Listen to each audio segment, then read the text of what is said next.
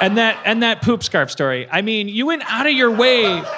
Like I truthfully, with the way I heard the story, you were a hero. You made yourself a villain. It was so because it was like I think it's you're because like she I was pooped on the scarf. self-aware of thinking about how the It story was just would like come I off, looked and at the so- scarf and I was like, "Hey, why the fuck did I ever have to take any shit? I'm gonna take this shit and fucking pawn it off on a."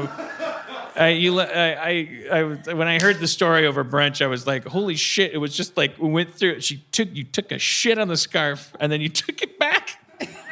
I'm sorry. I'm not giving you notes. Yeah, you are. No, I'm bad. I'm bad. I think. No, Mom, you're doing a great job. You're doing a great job. Thank you for. I'm so happy. Give it up for Randy Heller, everybody. here. Come on, Mama in the house. Right, Sam. Hang on. I have a good story to share about Randy. Actually, that I think it will make up for any character. Does Sam drive through it? I feel like he would because I feel like Okay, one of my good. words is that. All right. Okay, so one of the words I would say that I am is the game that my mom used to play with me, which is called Wild Fish. And basically, I would spend a lot of time in the bathtub, which, side note, it was because we had a jacuzzi tub, and I had just discovered masturbating because you could, sit up on the thing. And I had this book called Where Did I Come From?, which was an illustrated book explaining sex to kids, which happened to, it was hot. It was like you could spend time on it. So it was Anyway, like page one. Where did I come from? Page 2, a pussy. Page 3, and you've got one. Page 4, check it out. No. It's a romantic tale about a mom and a dad, and they're like kind of a heavy set couple. Like they're just like a normal, like the dad is balding. It's a very realistic portrayal. This is how I hit the jackpot. You do look a lot like the dad in Where Did I Come From? I don't know whether to feel good or bad about this. Like I just Manchurianed you into He's hot. But it explained, when a mom and a dad or a man and a woman meet and are in love. I mean, this was before you had, this was just heteronormative, like 80s stuff, but it was still pretty hot. But they're like mom and a dad, they want to get so close to each other because they love each other so much. So like when they hug each other, the penis of the dad goes inside of the vagina of the mom. And then when it feels really good, it's like, it feels like a big buildup and then a release, like a sneeze.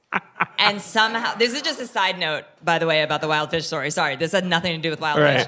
But as a weird thing, because I read that and absorbed it into my brain, now when I get turned on, sometimes I sneeze. And it's because in my brain, it got programmed in weird from that book. But anyway, so I love taking these baths.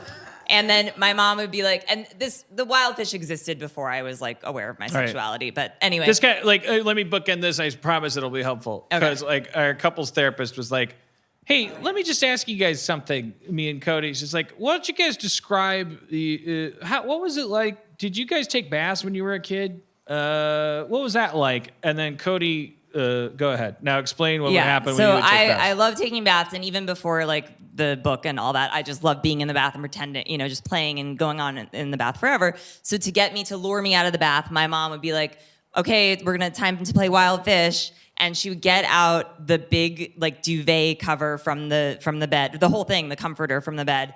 And I would get out of the bath, she would wrap me in a towel, and like 2 towels, one on my head, one on my body. And then she would wrap me up in the comforter in like a big dumpling. She would like wrap all of me up in there, and she would drag me around the house like in this thing over the hardwood floors. And she would do the voices of like, basically the premise was that I was a wild fish. She was an activist who like was saving me from the zoo.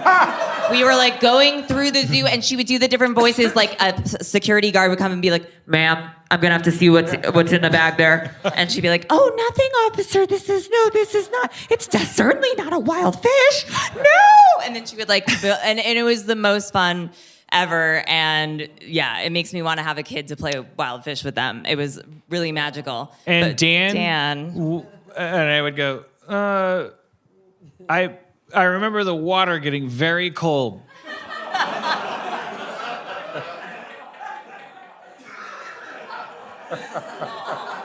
And eventually going, hello!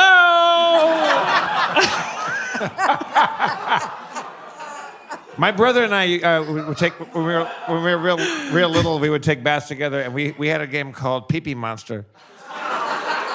And somebody would pee in the bathtub, but you had to stand up on the edge of the bathtub and try to knock the other brother into the pee because the pee was a monster. Because the pee like you're saying like once the pee was in the tub you got up on the ledge. Yeah, Okay. so you're skirting the edges of it. No.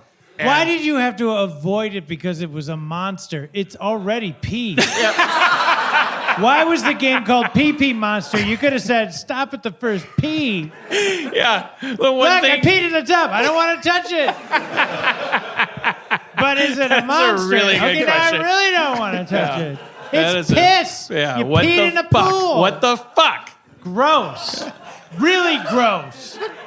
Really gross. Congratulations. You and your brother, gross. Just gross. I once took a shit in the tub. Remember when Sloan was in there with me and she freaked out? My sister, we were taking a bath together, and I was young. Did she think it was a wasn't- shark? I mean, I don't remember, but she freaked out, right? She was like, yeah, she wasn't not. She's happy like, I'm about done it, but now. yeah. She's 13. I'm done. Yeah.